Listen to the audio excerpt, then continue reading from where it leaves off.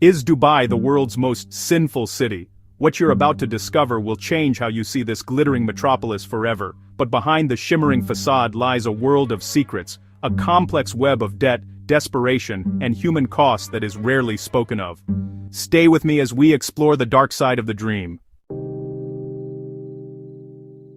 When you think of Dubai's wealth, you probably imagine oil, but that's a myth.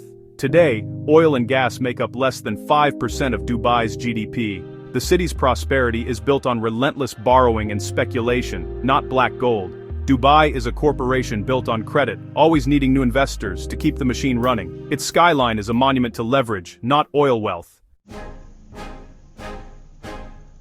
The Palm Jumeirah, the Burj Khalifa, these are not just architectural marvels, but symbols of Dubai's relentless ambition to transform itself from a sleepy fishing village into a global metropolis. Rising from the desert, these icons stand as testaments to human ingenuity and vision, but their foundations are more complex than they appear. Contrary to popular belief, these wonders weren't conjured from oil wealth. Instead, they were financed with borrowed billions, loans and credit from international banks, investors, and sovereign funds, all betting on Dubai's promise of endless growth.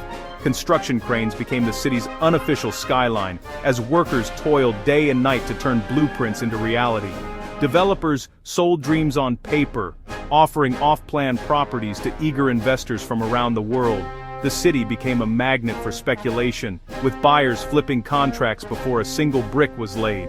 This speculative frenzy inflated a real estate bubble, as everyone chased the promise of quick riches. To keep the momentum going, the government issued massive bonds, raising billions more to fund ever grander projects. Dubai's leaders gambled on the idea that property values would keep rising and that the city's allure would never fade. The financial district buzzed with activity as deals were struck and fortunes made overnight. For a while, it worked. The city sparkled with new wealth, luxury cars cruised the streets, and the nightlife pulsed with energy. Tourists and investors flocked to Dubai, dazzled by its promise of prosperity and extravagance. But like all bubbles, this one was destined to burst. When the global financial crisis hit, projects stalled, investors vanished, and the cracks beneath the glittering surface began to show. Many of Dubai's castles were, quite literally, built on shifting sands, both physically and financially. Today, Dubai's ambition remains a high-stakes gamble.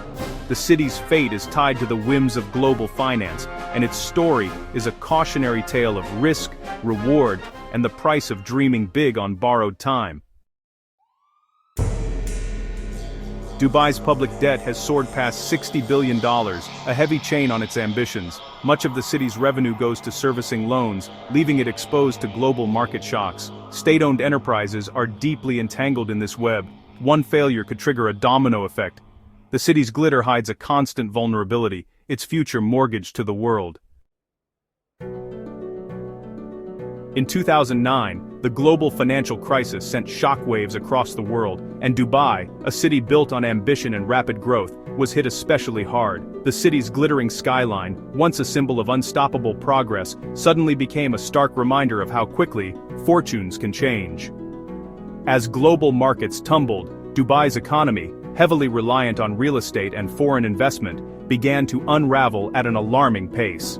The crisis reached its peak when Dubai World, the state-owned conglomerate responsible for some of the city's most iconic projects, defaulted on nearly $60 billion in debt. The news sent shockwaves through international markets, raising fears of a wider collapse and casting doubt on Dubai's future as a global business hub. Construction sites that once buzzed with activity fell silent. Towering cranes stood idle against the skyline, and property prices plummeted almost overnight. Thousands of expatriates, who had come seeking fortune, suddenly found themselves jobless and in debt. Many fled the country in haste, leaving behind luxury cars at the airport as silent witnesses to shattered dreams. As Dubai teetered on the brink of financial ruin, salvation came from an unexpected source. Abu Dhabi, the wealthier neighbor and fellow emirate, stepped in with a $20 billion bailout. This lifeline not only stabilized Dubai's economy, but also underscored the deep interdependence between the emirates. For Dubai's rulers and citizens, it was a humbling moment, a stark reminder that even the most ambitious dreams can falter, and that Dubai's destiny is not entirely its own to shape. The city's confidence was shaken, and the world watched as Dubai grappled with the reality of its vulnerabilities. The price of the rescue was steep, both financially and symbolically. Dubai had to cede some of its autonomy and pride, learning that survival sometimes means accepting help, and that even the brightest dreams can be dimmed by forces beyond one's control. Dubai's skyline was built by migrant workers from South Asia, not Emiratis. Many arrive already in debt, only to face passport confiscation, grueling hours and dangerous conditions. Wages are often delayed or withheld, trapping workers in poverty. They build a paradise they'll never enjoy, their sacrifices hidden behind the city's luxury. The hands that built Dubai remain invisible, and their stories rarely told. Dubai's strict laws mask a thriving underground economy of sex trafficking and exploitation. Women lured by false job promises are trapped, their passports seized, forced into the city's shadow market. Prostitution flourishes in hotel bars, often ignored by authorities. Victims face abuse, isolation, and the constant threat of arrest or deportation. Behind the city's polished image, human suffering is bought and sold nightly. In Dubai, abandoned Ferraris and Lamborghinis gather dust, symbols not of wealth, but of broken dreams. Defaulting on debt is a criminal offense, with no bankruptcy protection. When fortunes collapse, many flee overnight, leaving luxury cars behind at the airport. These graveyards are stark reminders of a system with no safety net. For Dubai's elite, the ultimate status symbol isn't a car, it's a wild animal.